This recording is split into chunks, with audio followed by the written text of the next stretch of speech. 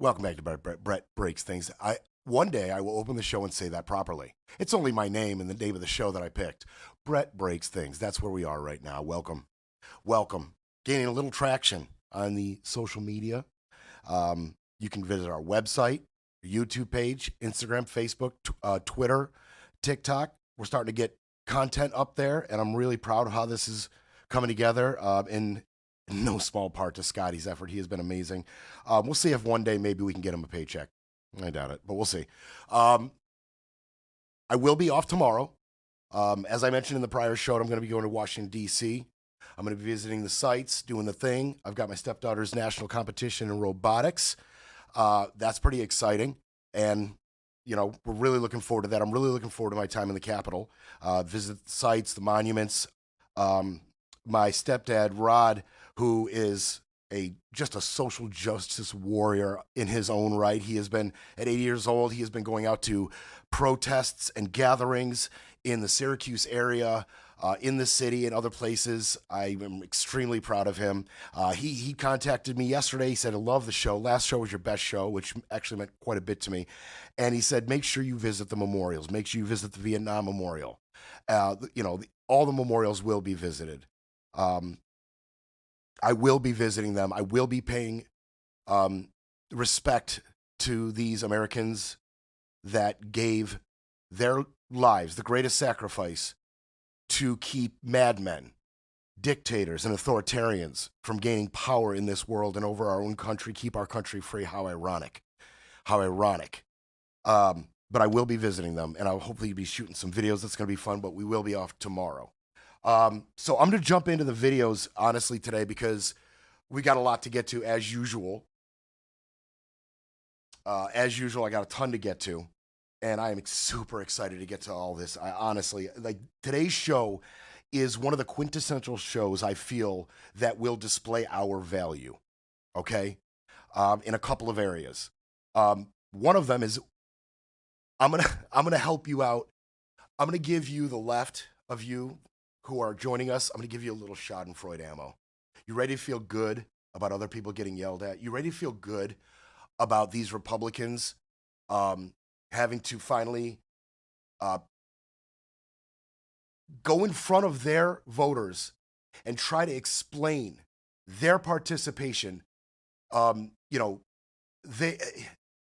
way they go along to get their pockets filled. It's so obvious, not just to, the left and certain independents in this country, but to the Republican voting base as well at this point. There's just no way around how they are screwing their voters over for personal gain. And I'm going to give you some examples of that. I can't wait. This is Representative out of Iowa, Hinson. I'm sorry. She is in front of her constituency in Iowa. And just, if you're on the left, if you're like-minded, get ready to have some fun with today's show, honestly. President Trump and his cabinet, in addition to being totally unqualified and inept, are breaking laws by ignoring federal judges' orders. The checks and balances of our government includes Congress's responsibility to hold the executive branch accountable. My question for you is, when are you going to do the responsibility that you were elected for by holding the executive branch accountable up to and including impeachment? Well, let me start off by saying that judges need to follow the law, and I don't think this country needs another impeachment charade. That's what we saw in the last Congress, and I voted no on that for a reason. Judges need to follow the law as well, and what I think is important about the bill we just passed is we have a number of judges who have been activist judges and going beyond the scope of their district courts. And if you look at Congress's the laws that are on the books and Congress's role there, judges need to be following federal civil procedure. So our bill includes a provision that would make sure that they follow things like Rule number 65, which is what we've seen egregious abuse. All right, so she starts to try to talk around this question. She starts to hit her talking points. But if you pay attention to that video, they really start booing. So the gentleman asked about checks and balances, asking about reining this president in, and talking about impeachment. She comes back and she says the last impeachment on Trump was a sham, and they started booing. Do you know why they started booing? I'll tell you why. At that particular piece of garbage out of her, Ashley, the reason they're booing that is because they know that if the impeachment the first time around, either one of them, had been successful, they wouldn't be going through this now. And whether they were in support of it or not then doesn't matter. Because right now, hindsight is 40-40. And they know that if those impeachment hearings had gone better, and God forbid Donnie had been impeached, we wouldn't be going through this now. They might still be on their health care. They might not have an authoritarian in charge representing their party and their country. And the other reason I believe they're booing there, and that is a consistent theme, is because instead of answering his question honestly, or at least acknowledging that there are areas where Trump has overstepped his bounds, she instead just starts hitting the talking point of radical leftist judges. And I think later in that clip, she even talks about, she invokes Biden and his administration, and they boo her again because they don't want to hear that crap anymore either. They're tired of hearing about what Biden did or didn't do and the effects it might have on the economy now. They know damn well that this is Trump's economy, this is Trump's presidency, and it is Trump's House and Senate that are doing these things to them. Now, the Senate hasn't passed the big, beautiful bill yet. Keep that in mind. I have been talking about the big, beautiful bill as if it is chiseled into the slabs. No. It passed the House. It now has to pass the Senate. It will most likely go through changes. We'll see what those look like. Just wanted to caveat that. It continues for Miss Ashley Hinson. I was also proud to vote for President Trump's One Big Beautiful Bill last week. This is a generational investment. This is a general investment. This is your time. Okay. So this is your time. Yeah, and they're choosing to spend it booing your lying ass. Okay? It is their time, and they could do what they want with it, and you can stand there and take the boos because you deserve it. You're going to sit there and double down on the big, beautiful bill when you know they know what it's going to do to their health care and their Medicaid and their SNAP benefits? You think Iowans don't take advantage of these programs? Are you insane, Ashley? You can't acknowledge that there are concerns about the big, beautiful bill. You're just going to step right up like a good little foot soldier and hit the talking points and double down on this piece of crap bill. Of course you're getting booed. They can do what they want with their time, and they're going to boo you with it, as they should. The election, I think Americans overwhelmingly rejected the status quo for the country. We were seeing an open border, high inflation. We were seeing hardworking men and women in Iowa and our country feel like their voices were not heard. Families in Iowa have told me for the last 4 years that we want to make sure we have safe streets, we have affordable groceries and gas, and that kids have opportunity to be able to live out the American dream. And that is what President Trump is delivering for us. And the president is, I believe, fighting for you and fighting for me. I'm fighting alongside of him. And I think God saved President Trump's life in Butler. I think he saved his life in Butler, Pennsylvania for a reason. I think that he is helping us to save and redirect the future of our country. He is helping deport criminal illegal aliens rather than letting them roam our streets freely. He is ending the abuses of taxpayer dollars rather than treating your money like monopoly money. And he's unleashing America. Okay, so I missed the cut on that. So a couple things. One, children are free to pursue the American dream. You mean white kids? Because brown kids are getting ripped out of their homes and put on planes and sent to El Salvador or Venezuela or some other country. You mean white kids have the freedom to pursue the American dream.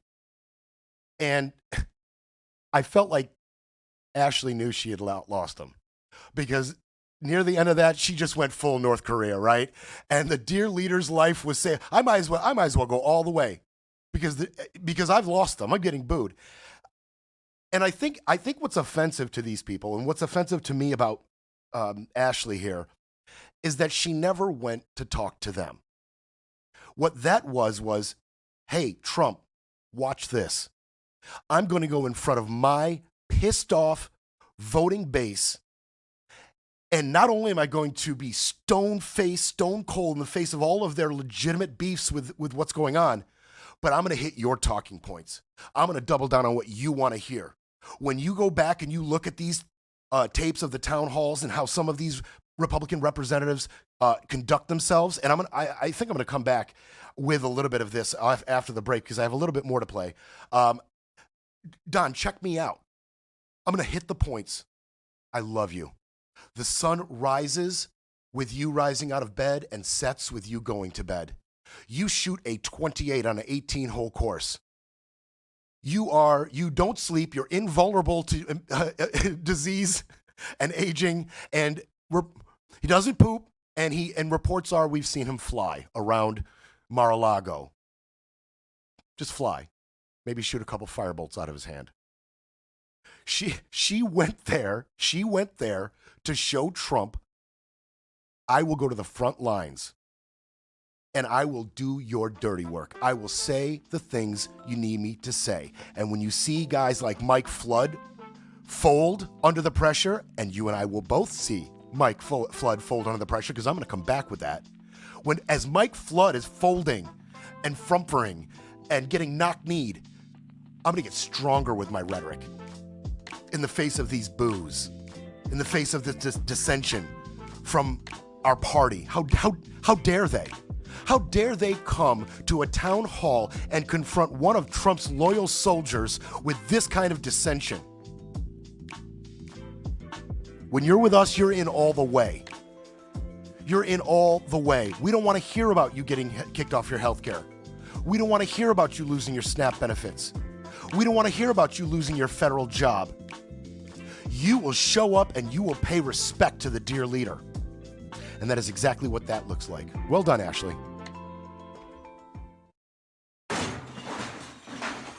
It's time for a quick break, then we break some more. You're listening to Brett Breaks Things.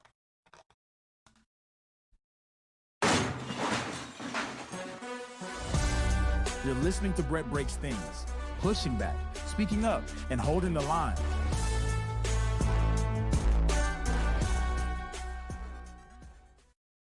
All right, my shot changed, Scott. You see that on ME2? That's all right. We'll fix it. Oh, you like this shot? We like this shot. We haven't used this shot yet. This is the, oh, hey, what's going on shot. See, I can take stage direction. Camera 1, camera 2, camera 1. All right.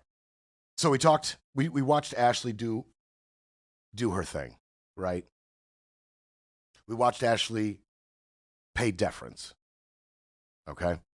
And how dare those Iowans express dissension and boo a representative of our dear leader. So I just can't get enough of these videos, to be honest with you. I could do this all day. We're not going to do this all day because I got some other things I want to get to. I told you that. But I could do this all day. Mike Flood, out of Nebraska's 1st District, he also held a town hall. He did not show the backbone that Miss Hinson showed. He was not the stalwart of this administration that Miss Hinson is.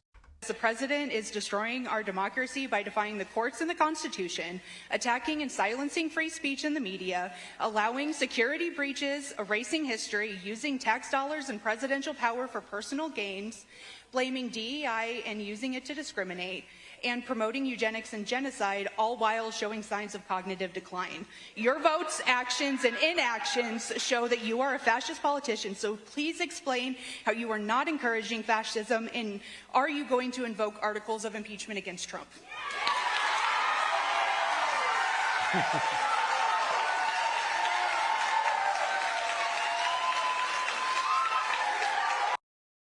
I just want to say real quick, this chick pulls out the big guns right off the bat. You're a fascist. Mike Flood, you're a fascist. Hinson didn't get hit with that. All right, Mike, how you going to do with it? How are you going to deal with this, bud? Hello, Congressman Flood. What? Please. Whoops.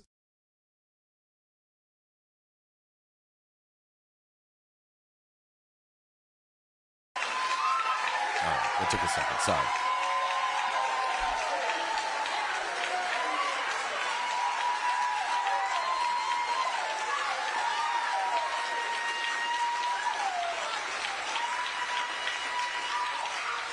I get that you get an applause line when you call me a fascist, but I'm not. I am not a fascist. I'm an American, and I would never call you something like that. But I can tell you, at the end of the day, we have to live in this country together. I have an opinion about the debt. I believe that we need to cut spending. I believe that we need to figure this out before our financial markets fail. And I will do my best to stand up for you and the Constitution of the United States. Next question. Yeah, next question, because I would never dare to even begin to answer that question. Scott did bring up a point. At least he did let them finish their rousing round of applause after she called him a fascist. Okay. Okay, great, Mike. You let them have their piece and their little celebration. Well, how dare you call me a fascist? I'm not a fascist. I'm a fascist sympathizer. I facilitate fascism and am complicit to fascism, but I am not a fascist. And speaking on fascism, I won't. As soon as you ask me that question, I'll talk about reduced spending and some other bull crap, because I would never dare to answer that question, because Daddy Trump is watching. The actual fascist is watching, and God forbid he employs fascist tactics to punish me if I say the wrong thing. Hello, Congressman Flood. Please let him answer my question. I share your concern for our national debt, but the ends do not justify the means. Can you please tell us why you voted to approve a budget bill that includes Section 70302, which effectively prohibits federal courts from enforcing contempt orders? Please let me ask my question. I only got 30 seconds.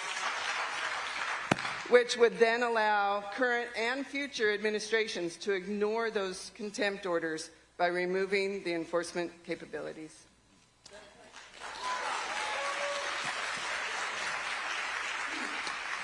I do not agree with that section that was added to that bill.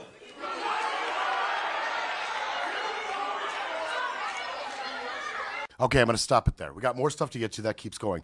But what she's referring to is in the One Beautiful Bill, there is a provision that significantly limits the enforcement power over the executive branch. Federal courts can no longer enforce contempt citations against government officials who defy injunctions. You remember when Steve Bannon didn't show up for his subpoena? He went to jail. And I'm sure as it became reality that he would be going to jail for not showing up to that subpoena, he told Trump, because he's actually running the government along with Steve Miller, used to be Elon. It's not Elon anymore, and I can't wait to get to that. God, I hope I get to that. That's near the end of the show. But we know Steve Bannon and Miller are running the show. Steve and Miller are running the show. So Bannon told him this will never happen again. I will give a finger to the courts all I want, and I will not see any more jail time after this. They got me. They got me this time. So this time I'm going to be a hero to the cause. I'm going to throw myself on the fire and go to jail for a little bit. It will legitimize me. It will highlight the weaponization of the judges and the courts against this administration, particularly me. So I'll be a little bit of a hero here, right? I'll be a little bit of a martyr in terms of this time. But this will never happen again. And it went through to the House and passed this. So now judges can no longer actually enforce contempt of court or not showing up for a subpoena or things of that nature. Now, I have serious doubts that will make it through the Senate. My feeling is somebody will be able to curtail that.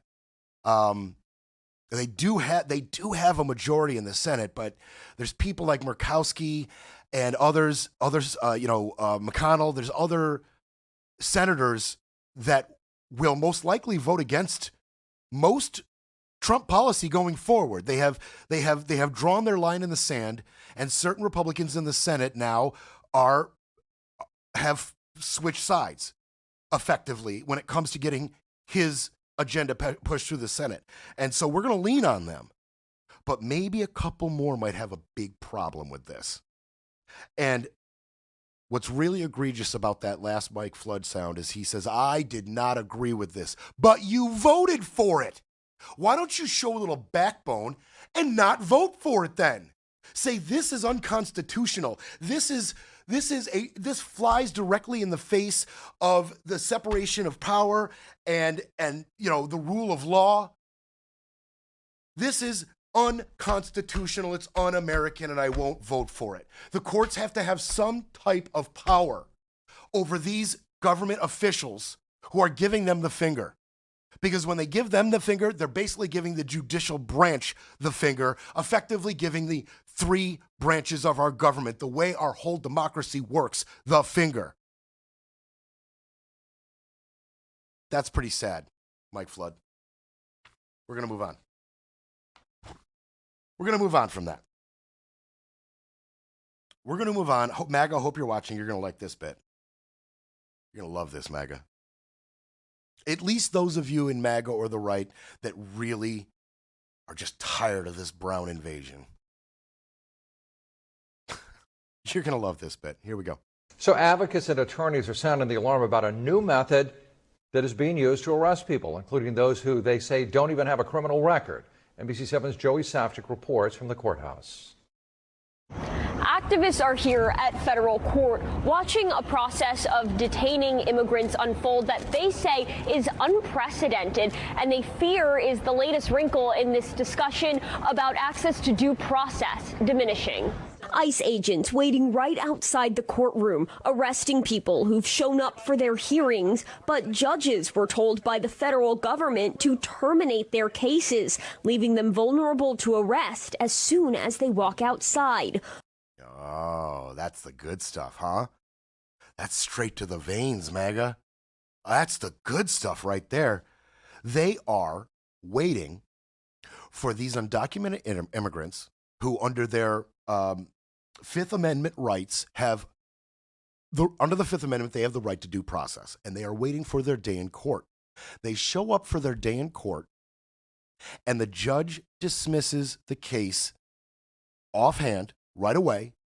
And as they leave the courtroom, ICE is there to arrest them.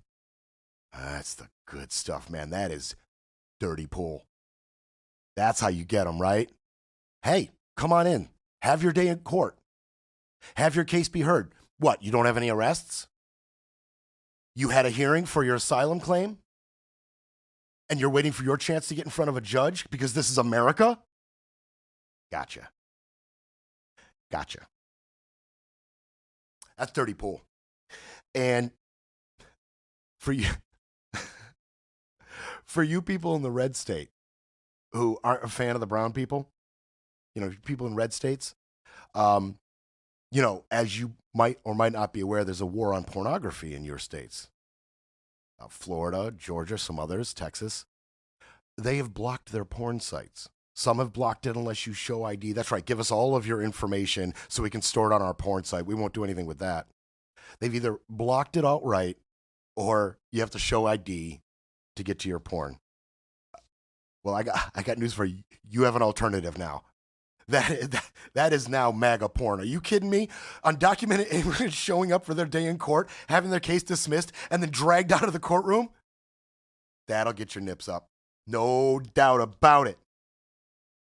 No doubt about it. And Stephen Miller, he promises this is going to continue. So you and Kristi Noem are pushing for $3,000 a day, but you're also going to fortify ICE.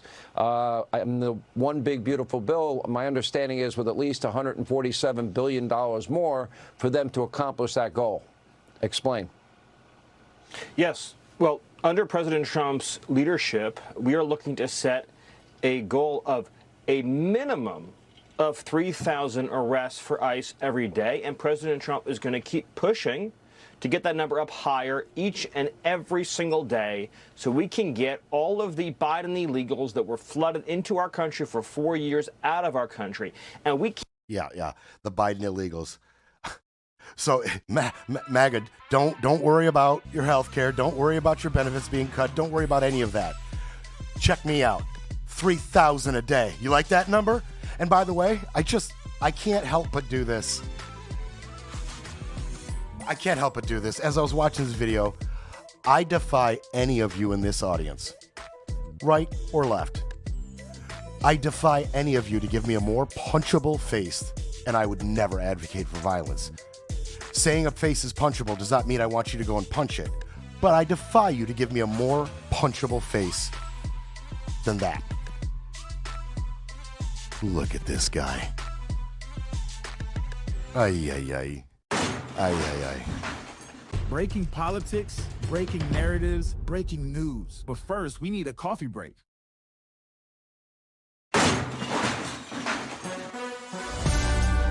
You're back with Brett Breaks Things, where the truth hits harder than the headlines.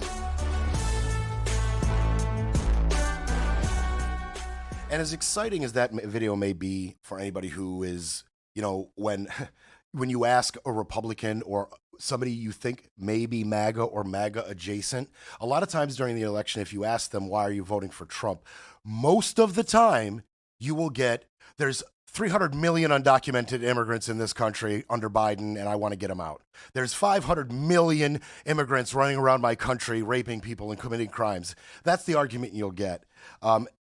As exciting as that video may be for those people, it is equally as scary to documented and undocumented immigrants alike. You know, the numbers on illegal immigrants committing crimes in this country is so low, and I wish I had pulled this number. It's kind of stream of consciousness, but I know it's extremely low. Go look it up for yourself. And MAGA, please, I encourage you to go look up the number. The percentage of illegal immigrants that commit crimes, especially violent crimes in this country, you will be shocked at how low it'll be so low that you will automatically not trust the source wherever the hell you got it. And the reason they don't commit a bunch of crimes is because they're afraid that they will be on the system. I'm here illegally, I'm working, I've got a job, I'm sending my family back in Guatemala or Colombia or Venezuela, I'm sending them back money, I'm supporting my family, I'm supporting the US economy, I'm part of the system, and I'm gonna stay under the radar so I can keep this going. I don't wanna go anywhere. And the number one way for this to all come to an end is by committing a crime and putting myself in the system. Once they know where I am and what I've done and they've got a hold of me, that's it. That's a wrap. That's game over. That's why they don't commit crimes. And the ones that are undocumented coming in and seeking asylum, right? They come into the port of entry and they seek asylum. They get their court date. This is their worst fears, obviously, as well. Their thought process is, I'm going to do it the right way. I'm gonna follow their rules, do it the right way. I've got a legitimate asylum claim. I'm going to get my asylum claim heard by a court as per the Fifth Amendment. They won't just arrest me when I get there, as per the Fourth Amendment. Okay? And I'm going to get into this system. I'm going to become an American. I'm going to get documented, and I'm going to become an American, and I'm going to do the thing, maybe become a citizen one day. And so this is what is so scary for them, because this is telling them all the things you hope you will be protected from under the American Constitution, it flies out the window. There's a group of undocumented immigrants and documented immigrants in particular that are very scared and very alarmed, especially in the face of their support for Trump during the election. And it's right down here. All roads lead to Florida. So this comes as Venezuelans in Florida, many of whom voted for Trump because of his tough stance on immigration, are now having second thoughts. Are you afraid of your son walking to school? Sí. Yes, truly, yes. What are you afraid of? That they'll pick him up and he won't have time to call me. You supported Donald Trump, even though you couldn't vote for him. Yes. I believe there is a large community of Venezuelans who did. Beyond betrayed. They used us. They actually, during the campaign, and I don't want to make this political, but during the campaign, the elected officials from the Republican Party, they actually told us that he was not going to touch the documented people. Yes, they did tell you that. And the left was trying to protect you. They were trying to tell you that he is a liar. Not only are they lying to you, the left tried to tell you they will deport you.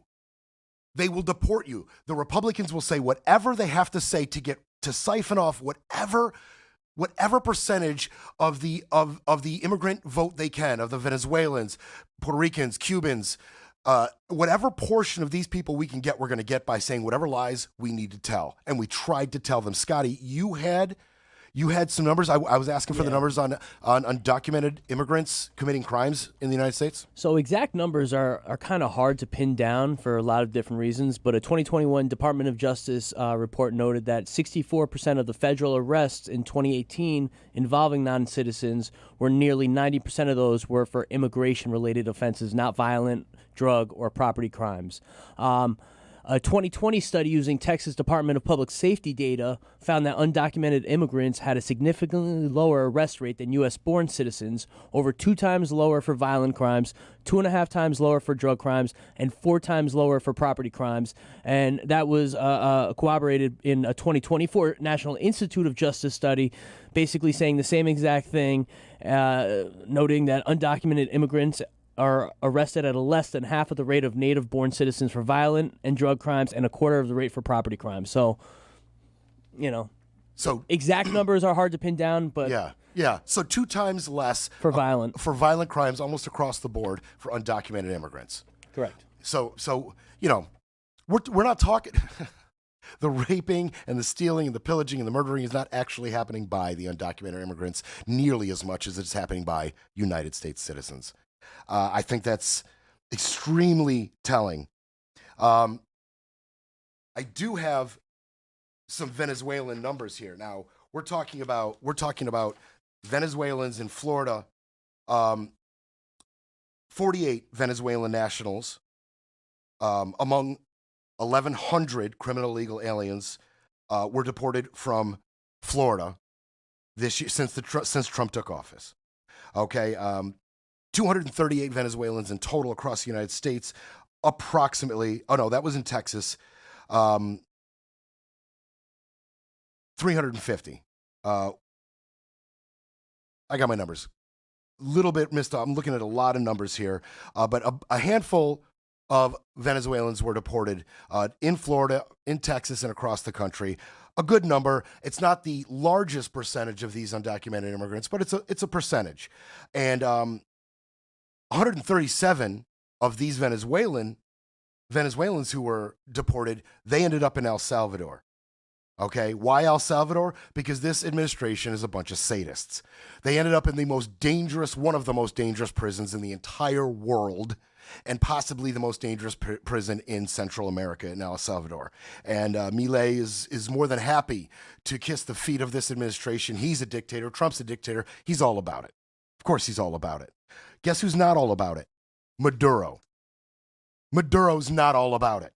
He's had issues with this. He condemned the deportation of the nearly 200 Venezuelans to El Salvador. He has denied that the vast majority, if not all of them, now this is out of Maduro, were not in Tren de Aragua. They were not gang members.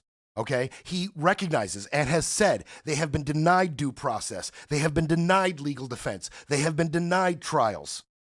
He demands their immediate release from El Salvador. He demands proof of life of the Venezuelans in the El Salvadorian prisons. He demands access to families and their lawyers immediately. And overall, their unconditional release. Short of their unconditional release and return to Venezuela, he demands these things. And in response to Maduro's tough talk, Trump has threatened sanctions against Venezuela. And, I heard a lot of legal immigrants in my life. The sentiment was, if they're coming over undocumented, if they're coming over illegally, they're here illegally, they should be subjected to the same laws that I'm subjected to. Okay? That's a sentiment I heard. But now they're pulling dirty tricks like this. People who are documented, people who have not committed any crimes now are getting spirited away to foreign countries. People are getting their doors broken in Florida. ICE has been very active in Florida. And this particular dirty trick it's a direct violation of the Fifth Amendment, ensuring your right to fair hearings.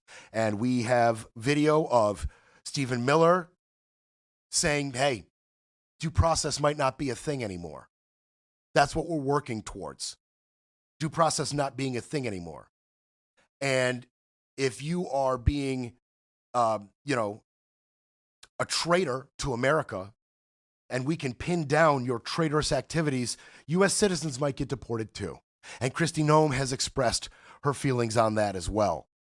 That due process just might not be a thing again. And as far as the arrests, right, so denying them their day in court, immediately dismissing their day in court, that's one thing.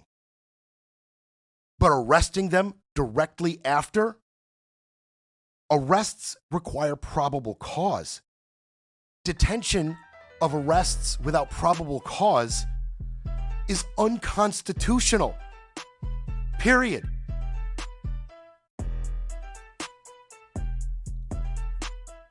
The Supreme Court has ruled on this. Okay? And I got to be honest, the Supreme Court ruled that the unconstitutional spiriting away of people needs to halt. It needs to be stopped. The Supreme Court said Abrigo Garcia needs to be returned. We need to know where he is, if he's alive, and he needs to be returned. Okay? I got to be honest. That was a turn for the Supreme Court, and it gave me a little hope. And there's another issue now coming up for Trump where the Supreme Court might get involved again, and where I would have said no chance, I think there may be one. We'll be back to break it all down. You're listening to Brett Breaks Things.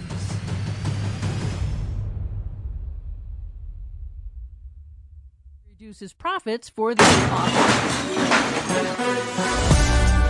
Breaking news, breaking rules, breaking through. Back to Brett Breaks Things. And by the way, for years they knocked the word tariff, properly used, is a beautiful word. One of the most beautiful words I've ever heard. It's music to my ears. A lot of bad people didn't like that word, but now they're finding out I was right. And we will take in hundreds of billions of dollars into our treasury and use that money to benefit the American citizens, and it will not cause inflation, by the way. I've got this beautiful 1990 LeBaron convertible. Convertible, it's such a beautiful word. Such a beautiful word. Some people don't like convertibles. I like convertibles. They say they get rained on. You just put the convertible up. You just put the top up. It's a beautiful thing. The he's a used car salesman, period. Every ridiculous idea, policy, law, any bill, anything, not that he actually legislates and creates law, but he did in this case with the big, beautiful bill and the tariffs. Everything gets sold to you as if it's as if it's a 1990 LeBaron convertible. He's got a lemon, and he's going to sell it to you, the rube. It's that simple. He loves tariffs. Such a beautiful word. He loves tariffs. I'm going to show you a hero. I'm going to show you a real hero. This particular reporter, she's a hero. Mr. President, Wall Street analysts have coined a new term called the taco trade. They're saying Trump always chickens out on your tariff threats, and that's why markets are higher this week. What's your response to that? I kick out? Chicken out. Oh, isn't that nice? Chicken out. I've never heard that. You mean because I reduced China from 145% that I set? Let's stop at that lie real quick, and this time I'm going to get it right here. Let's stop at that lie real quick. He's about to rapid. This is his deal. This is what he's good at. He's good at certain things. Great at nicknames, although I need more, Donnie. I need more. Mike Newscum, that was a good warm-up. I need a lot more out of you on the nicknames. And he's very good at rapid-fire lying. I'm going to lie so fast and so hard, there's no chance you will keep up with me. There's no chance CNN or MSNBC or Politico or the Daily Beast will be able to keep up with these lies. They don't have enough staff. They don't have enough manpower and time. We do. We got the time. I'm going to make the time. And this is that quintessential value that I'm going to bring. This is what I want this show to be about. CNN, you don't have time to debunk every single lie he's about to tell? I do. I can't wait. Makes me happy. Down to 100 and then down to another number. And I said, you have to open up your whole country. And because I gave the European Union a 50% tax tariff, and they called up and they said, please, let's meet right now. Please, let's meet right now. And I said, okay, I'll give you till July 9. I actually asked them, I said, what's the date? Because they weren't willing to meet. And after I did what I did, they said, we'll meet anytime you want. And we have an end date of July 9th. You call that chickening out? Because we have $14 trillion now invested, committed to investing when Biden didn't have practically anything. This country was dying. You know, we have the hottest country anywhere in the world. I went to Saudi Arabia. The king told me. He said, you got the hottest, we have the hottest country in the world right now. 6 months ago, this country was stone cold dead. We had a dead country. We had a country people didn't think it was going to survive, and you ask a nasty question like that. It's called negotiation. You set a number. And if you go down, you know, if I set a number at a ridiculous high number and I go down a little bit, you know, a little bit, they want me to hold that number, 145% tariff. Even I said, man, that really got up. You know how it got? Because of fentanyl and many other things, and you added it up. I said, where are we now? We're at 145%. I said, whoa, that's high. That's high. They were doing no business whatsoever, and they were having a lot of problems. We were very nice to China. I don't know if they're going to be nice to us, but we were very nice to China. And in many ways, I think we really helped China tremendously because, you know, they were having great difficulty because we were basically going cold turkey with China. We were doing no business because of the tariff, because it was so high. Brett, I bet that if he made that comment on it at an Iowa town hall, the whole crowd would be booing. He wouldn't even get to halfway through that thing. I wish the press would boo him. Just boo. Just boo to you, boo. All right. So, by the way, and thank you, Scotty, for the info. That is CNBC reporter Megan Casella. She's the White House correspondent for CNBC. That is the hero I was referring to. It reminded me about 3 weeks ago, there was another reporter that said, hey, Donnie, do you regret telling 3 years of lies? It was really good. But so the heroes in the press are starting to pop up. I mean, they're getting kicked out of the press room by Levitt left and right anyway for asking valid questions. You might as well get your shots in before you get kicked out. Okay. Let's debunk the bull crap. That's what we said we were going to do, right? We're going to fact check the lies. That was our selling point. That is our mission statement here at Brett Breaks Things. I reduced China from 145% down to 100, then down to another number. No, there was never 145% tariff on China. That's a flat lie. The largest the tariffs got on China was 25%, or $200 billion worth of goods. That was the prior trade war in 2018 that murdered the farmers who ended up getting subsidized by us and then voting for him anyway. That was the previous tariff war with China. The current one hadn't even gotten there. So 25% is the largest it's gotten on China so far. Lie. I gave EU a 50% tax tariff. No, he threatened to give the EU a 25% a 50% tax tariff. He threatened. Now, there is a small, and sometimes there are small nuggets of truth in his lies. There was a 25% tax on the EU on steel and aluminum specifically. That does not represent an overall percentage on all goods coming from the EU. That is simply on those two goods. And it wasn't 50%, it was 25%. We have $14 trillion invested. $14 trillion has been committed to investing in us. Well, you did have a $1 trillion infrastructure investment deal with Foxconn. And although you said it was $5 trillion, you did get $1.5 trillion invested from various Middle Eastern countries like Saudi Arabia, the EAU, and Qatar. You did. It was 1.5 trillion, not 5 trillion. So if we're doing the math, that's 2.5 trillion, a far cry from your lie of $14 trillion invested from outside sources. You're a liar. Under Biden, this country was dying. We had a dead country. Well, as a matter of fact, everybody got hurt by COVID under Biden. No doubt It was the COVID after effects. Inflation had gone up. People were dying. Our market was struggling. That being the case, we recovered more successfully and faster than every other country in the world. And on the heels of Biden's recovery, and by the end of Biden's administration, we had the #1 economy in the world and still do. At no point were we dying or dead. Now, I know that's not exactly a fact, a hardcore fact that he gave us there. That's more of an opinion. Really what that is it's hyperbole and it's garbage. And I went to Saudi Arabia. The king told me we had the hottest country in the world. Okay, well, there is no public record of the king of Saudi Arabia saying that at all. Now, he did get a smattering of praise from the international leaders in the area on their economic policies, and the Saudi Arabians did, as I said, they were a part of that $1.5 trillion investment from the Middle East. They were in no small part of that investment, but no, he never said that. He just didn't say it. He just didn't say it. We were very nice to China. We helped build China tremendously. Actually, your relationship with China has been marked by trade wars, tariffs being imposed, restrictions, sanctions.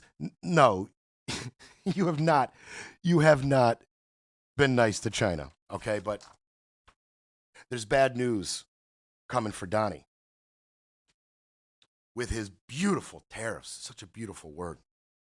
He has been implementing these tariffs under the IEEPA. The IEEPA. That is, where did my IEEPA sheet go? Okay, here it is. Okay, see, so the IEEPA, the International Emergency Economic Powers Act, that is what he has been hiding behind. That has been his shield against all dissenters and court rulings against his tariffs. He has been hiding behind the IEEPA, the International Emergencies Economic Powers Act. What is it? It is a 10% baseline tariff on all imports from U.S. trading partners, higher reciprocal tariffs, and specifically tariffs against China.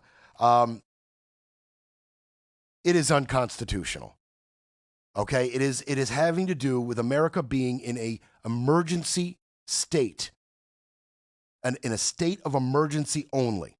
Okay, can he impose what's under the IEEPA? We have to be in a state of emergency. Well, the U.S. Court of International Trade ruling, that's in New York, feels he hasn't met those standards.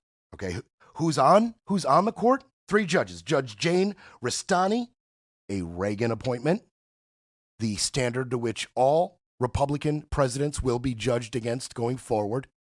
The stalwart, the shining example of republicanism in recent years. Reagan appointed her.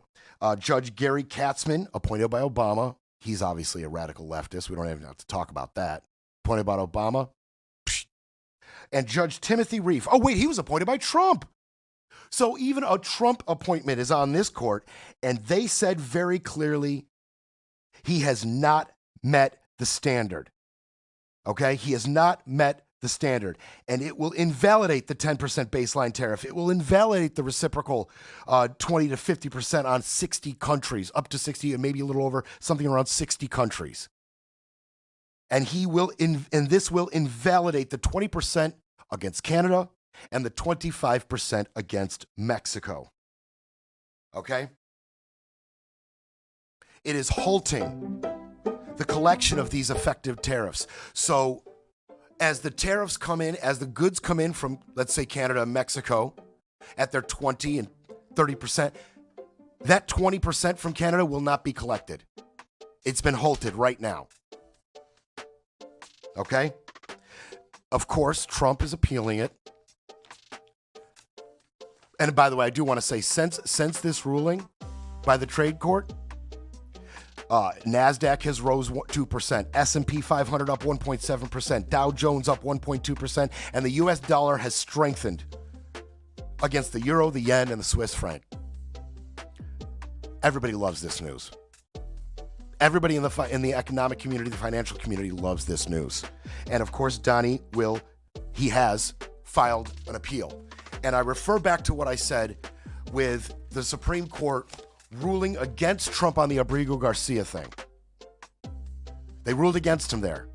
Where else will they rule against him? Because this will get to the Supreme Court. He's going to go all the way with this tariff bullcrap. And when it gets to the Supreme Court, God forbid, could we get a sympathetic ear from the Supreme Court? Will they have the balls to vote against this as well? Time will tell. They'll try to repair the narrative, but Brett breaks things will be back Monday to break it all down.